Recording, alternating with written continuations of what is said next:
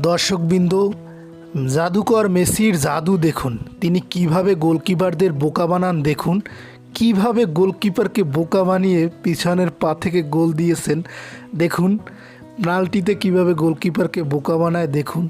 এই জাদুকর মেসির খেলা আপনি যত দেখবেন ততই বিমোহিত হবেন, ততই অভিভূত হবেন, ততই তার প্রেমে পড়বেন। আমার বোধগম্য হয় না কিভাবে একটা মানুষ এই প্লেয়ারটারও হেটার্স হতে পারে, এইরকম একজন খেলোয়াড়কেও অপছন্দ করতে পারে।